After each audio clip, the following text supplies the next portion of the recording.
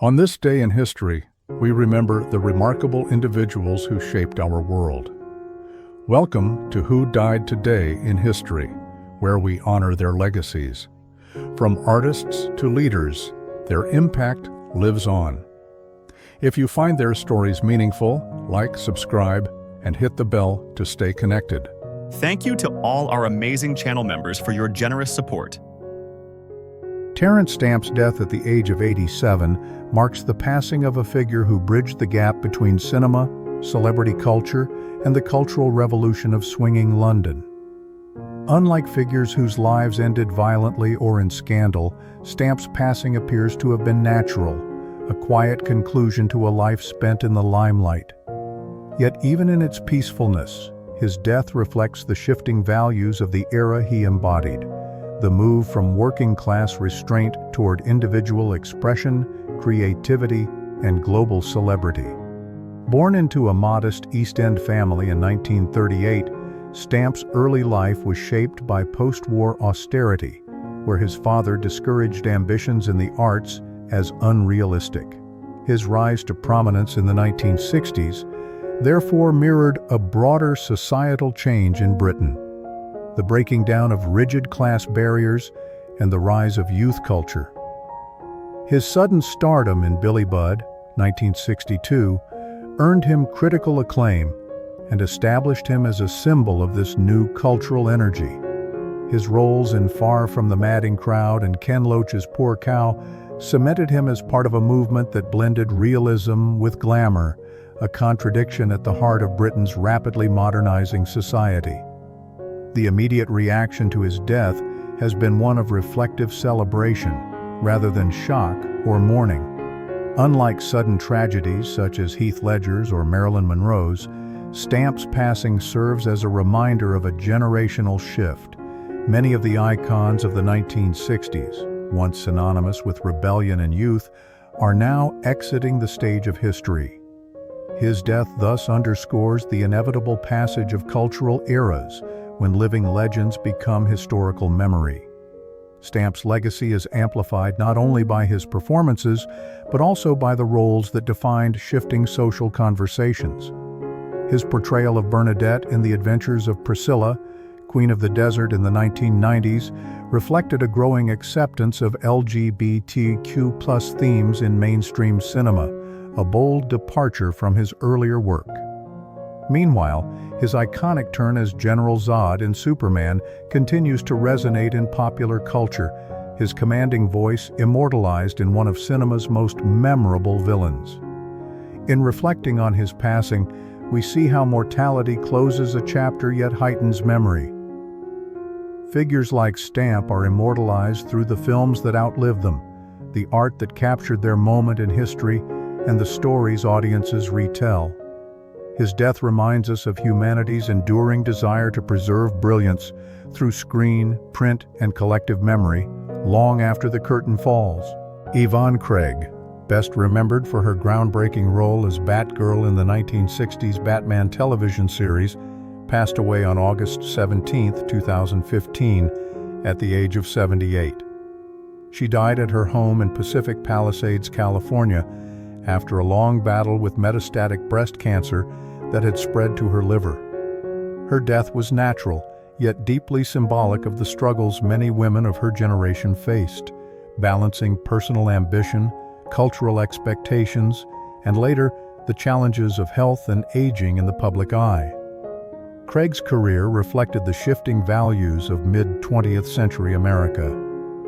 Entering Hollywood in the 1950s as a trained ballerina turned actress, she often played supporting roles in films alongside major male stars. Yet her casting as Batgirl in 1967 marked a cultural turning point.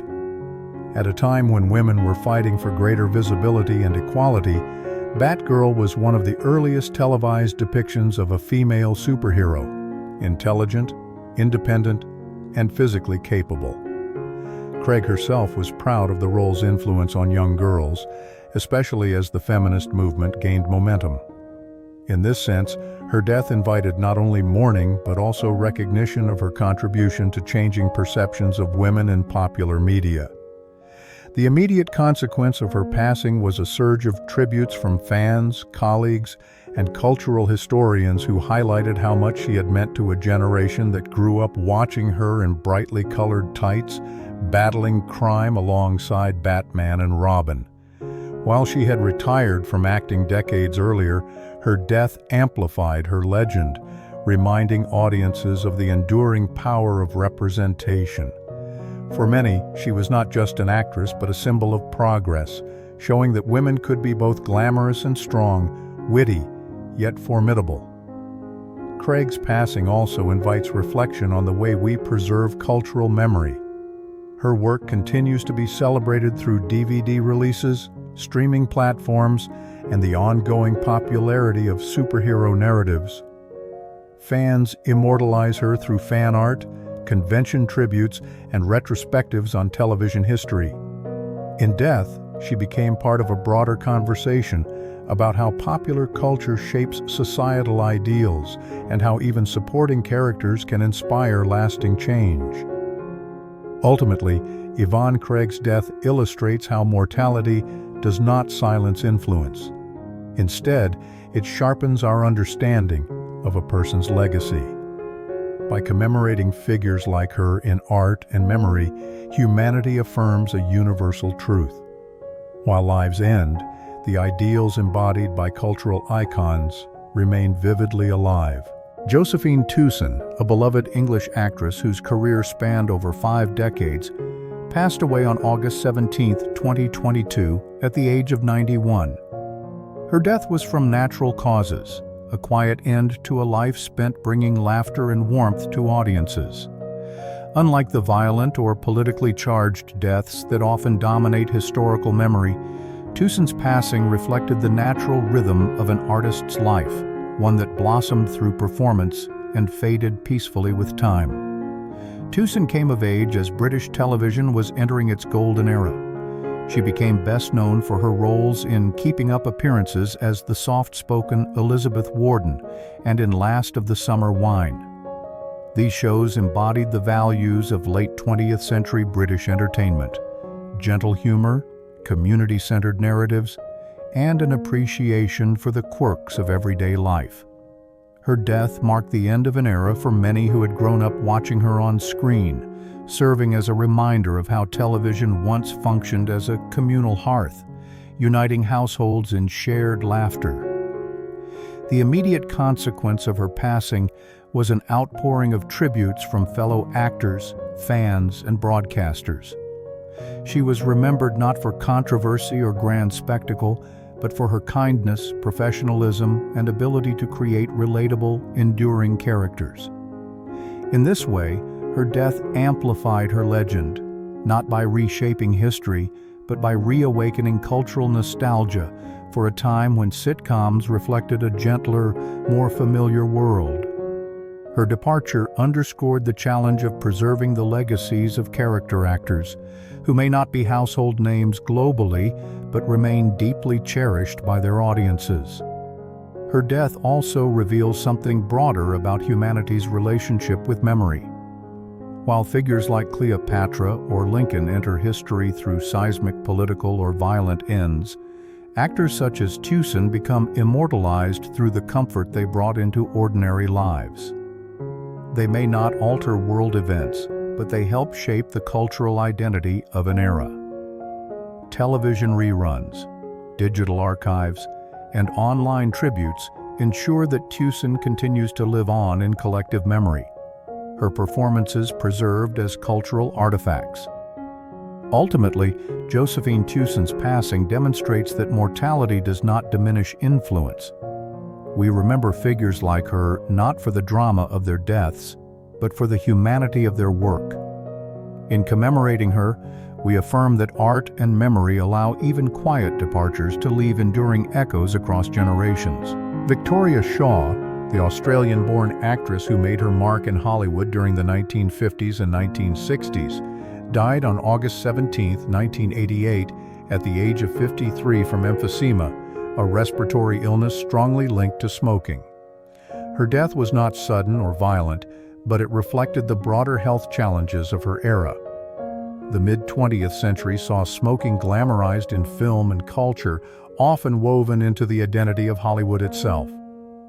That an actress whose career blossomed in this environment succumbed to a smoking-related illness is both telling and tragic, underscoring how the very habits associated with stardom often came at a profound personal cost.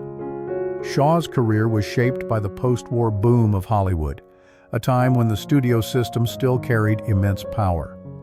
Discovered by Columbia Pictures after moving from Sydney, she quickly rose to prominence, starring alongside Rock Hudson in The Light in the Piazza and appearing in thrillers and westerns that captured mid-century American tastes. However, like many women in Hollywood, her career waned as she aged, reflecting an industry often unforgiving toward actresses once their youth faded. In this sense, the circumstances of her death, a private battle with illness largely out of the public spotlight, mirrored the trajectory of many female stars of her generation, celebrated intensely for a time and then left on the margins. The immediate consequences of her passing were more personal than global. Unlike the political reverberations of Lincoln's assassination or the martyrdom of Joan of Arc, Shaw's death did not alter the course of history. Yet, it carried significance for fans of classic cinema who mourned the loss of an actress representing the golden age of Hollywood glamour. Her passing also reignited conversations about smoking-related illnesses, which by the late 1980s had become a major public health concern, no longer masked by Hollywood's earlier glorification. Shaw's legacy is preserved through her films, which stand as cultural time capsules of their era. In watching her work today, audiences see not only her talent, but also the broader narratives of mid-century Hollywood, its allure, its strict expectations of women, and its blind spots regarding health and personal well-being. Her death reminds us that while some figures shape history through dramatic ends, others influence it through subtler cultural contributions. By remembering Victoria Shaw, we reflect on how mortality intersects with fame, and how art immortalizes even those whose exits were quiet. In this way, her legacy endures, not through spectacle, but through the enduring glow of cinema. Pearl Bailey, the celebrated American singer and actress, died on August 17, 1990, at the age of 72 from coronary artery disease. Her death, though natural, carried symbolic weight, as she was a performer whose career embodied resilience, adaptability, and the pursuit of joy in eras marked by profound social change. Unlike the violent ends of political leaders or martyrs, Bailey's passing was quieter, yet it reflected a broader truth. Even cultural icons, whose voices once filled theaters and airwaves, remain vulnerable to the same human frailties as anyone else. Bailey's rise to fame coincided with a period when African American performers had to navigate both opportunity and systemic barriers. She became known for her rich, warm voice and natural comedic timing, which allowed her to cross boundaries of race and genre. By the time she won a Tony Award in 1968 for her performance in the all-black production of Hello, Dolly, she had not only cemented her place in the entertainment industry, but also contributed to breaking racial barriers on Broadway. Her later role as a United Nations Goodwill Ambassador reflected her belief in cultural diplomacy and human connection, values central to the turbulent mid-20th century, an era defined by civil rights struggles and Cold War tensions. The immediate consequence of her death was a wave of mourning from fans, fellow performers, and international figures. Bailey was widely respected not just for her artistry, but for her warmth and wit, which had made her a beloved guest on television and a bridge between cultures. While her passing did not shift the course of world events, it marked the end of an era for American entertainment. A reminder of a time when live performance, variety shows, and charismatic voices carried unmatched cultural weight. Her legacy, however, was amplified after her death. Tributes highlighted not only her career, but also her role as a cultural pioneer. Through film recordings, music, and memoirs, Bailey continues to be remembered as an artist who infused joy and humanity into her work. Ultimately, Pearl Bailey's death underscores how cultural icons live on through the art they leave behind. While history often immortalizes figures through their dramatic or tragic ends, Bailey is remembered for the light she brought to audiences. In commemorating her, we affirm a timeless truth, that art and memory can outlast mortality, preserving the warmth of a voice long after silence. Barney Phillips, an American character actor whose career spanned radio, television, and film, died of cancer on August 17, 1982, at the age of 68. His passing, though the result of natural illness, reflected a broader reality of Hollywood's mid-20th century era, the quiet but indispensable contributions of character actors who shaped the texture of American entertainment without always enjoying the spotlight. Phillips was best known for his countless television appearances in the 1950s and 1960s, including memorable roles in Dragnet, Perry Mason, and The Andy Griffith Show. Yet perhaps his most enduring performance came in the Twilight Zone episode, Will the Real Martian Please Stand Up?, where his deadpan delivery and subtle wit added both tension and humor to the story. He also had a recurring role in Dragnet, where his steady, authoritative presence reflected the values of mid-century American television: order, discipline, and reassurance during a time of Cold War anxieties and rapid cultural change. The immediate consequences of Phillips's death were quieter than those of political leaders or cultural superstars. While it did not spark national mourning within Hollywood and among television historians, his passing marked the loss of a reliable craftsman of his era.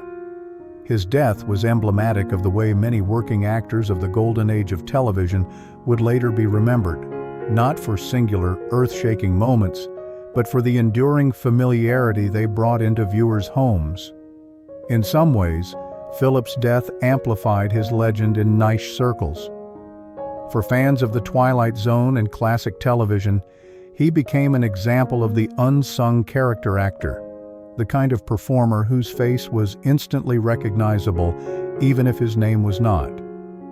His legacy endures through reruns, DVD collections, and streaming platforms that have introduced new generations to his work. Ultimately, Barney Phillips's death illustrates how not all cultural memory is built on dramatic or violent ends. Instead, his story reminds us that immortality often comes through steady contributions that outlast the individual. Humanity's relationship with mortality, power, and memory is not only about the towering figures of history, but also about those who shaped everyday cultural experiences. Through art, television, and the preservation of classic media, Phillips is remembered as part of the foundation of an era when television became the central storytelling medium of American life. Frederick II of Prussia, commonly known as Frederick the Great, died on August 17, 1786, at the age of 74. His death, from natural causes likely linked to age-related ailments, marked the end of a reign that had profoundly reshaped European politics and culture. Frederick had ruled for 46 years, overseeing military triumphs, administrative reforms, and the flourishing of the arts and Enlightenment ideas within Prussia. His passing reflected the era's values of enlightened absolutism, where monarchs were expected not only to wield power, but also to cultivate culture, rational governance, and intellectual engagement.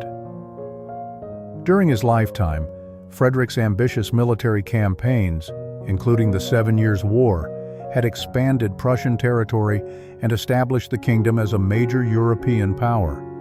Yet his death also underscored the inherent fragility of human life, even for those who seemed larger than it.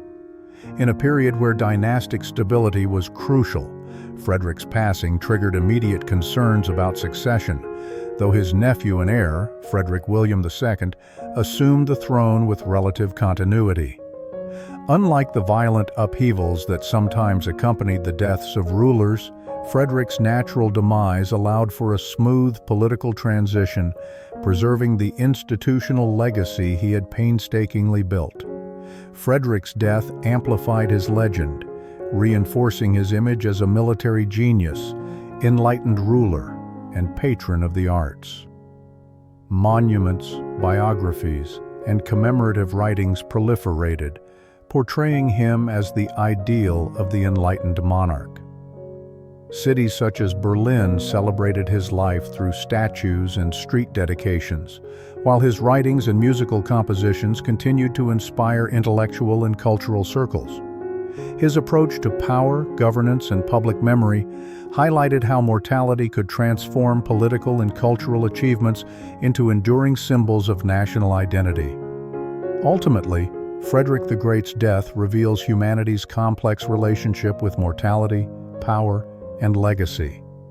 While he could not escape the inevitability of death, his life and the careful curation of his memory allowed him to transcend it, offering a blueprint for how rulers and thinkers could be immortalized through art, literature, and commemoration. His enduring presence in history exemplifies how human memory preserves the intersection of authority, intellect, and cultural achievement.